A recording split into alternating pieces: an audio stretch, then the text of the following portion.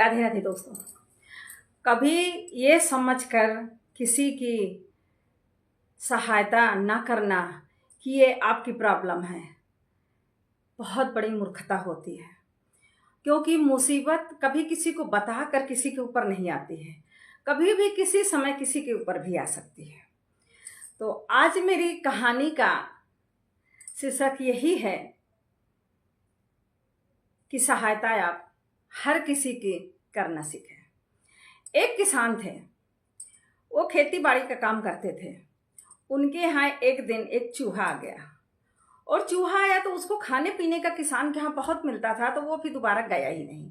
और किसान के यहाँ कबूतर, मुर्गा और बकरा भी पाला था। तो चूहे की तीनों से दोस्ती हो गई। अब जब दोस्ती हो गई तो वो बिल्कुल छोड़ के गया नहीं, लेकिन वो अनाजों को घुस घुस के खूब बोरे काट देता था, कहीं अनाज में गंदगी फैलाता था। तो किसान उससे बहुत दुखी हो गया था। एक दिन वो बाजार गया, बाजार से थैले में कुछ लेकर आया। तो चूहा सोचा कि कुछ खाने का सामान होगा, वो झोले में घुस गया। जब झोले में घुसा तो वो देखा कि उसमें चूहेदानी थी। वो घबरा गया कि ये चूहेदानी मुझे फंसाने के लिए आई है।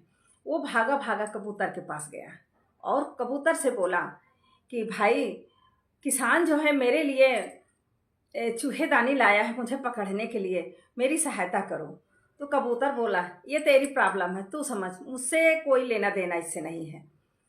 तो चूहा फिर मुर्गे के पास गया, मुर्गे से भी वही बात दोहराई।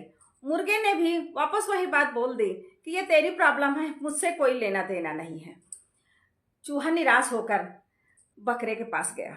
बकरे से बोला, भाई मेरे साथ ऐसी दुर्घटना होने वाली है, मुझे किसान पिंजरे में फंसाकर और मुझे बाहर कहीं फेंक देगा या मार डालेगा, और मेरी तुम लोगों से इतनी अच्छी दोस्ती हो गई कि मैं तुम लोगों को छोड़कर जाना नहीं चाहता हूँ। तो बकरे ने कहा, तो मुझसे कहने क्यों आया है, ये तेरी प्रॉब्लम है, तू समझ। तो उसने कहा, इसका मतलब कि हमारी दोस्ती ऐसी थी। बकरे ने कहा, तू कुछ भी समझ, मुझको इससे कोई लेना देना नहीं है।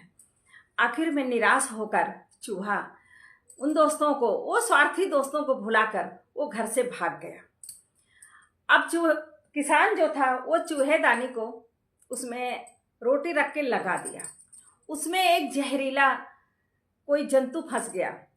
उसकी पत्नी ने, किसान की पत्नी ने सोचा कि चूहा फंस गया है, उसको वो बाहर छोड़ने गई। जब वो खोल रही थी कि वो जहरीला कीड़ा उसकी पत्नी को काट लिया। जब काट लिया तो उसकी हालत दिन का दिन बिगड़ने लगी, क्योंकि उसने सोचा कि चूहा काटा है, इसलिए उसने ध्यान नहीं दिया। बोले चूहे काटने से कोई मर थोड़ी जाता है। अब उसने ध्यान नहीं दिया, लेकिन वो जहर था, जब उसके शरीर में धीरे धीरे बढ़ने लगा तो वो किसी एक वैद्य के पास किसान लेके गया। तो वैद्य ने कहा कि आपके पत्नी को अगर कबूतर का खून लगाया जाए तो ये जल्दी ठीक हो जाएगी।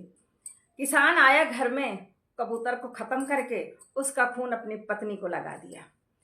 अब पत्नी को देखने के लिए जब उसके रिश्तेदार आने लगे कि उनकी, किसान की पत्नी बीमार है, तो रिश्तेदार देखने आने लगे। तो एक दिन सोचा यार सब्जी नहीं है तो क्या करें। किसान की पत्नी ने कहा, अरे मुर्गे को बना डालो ना सब्जी।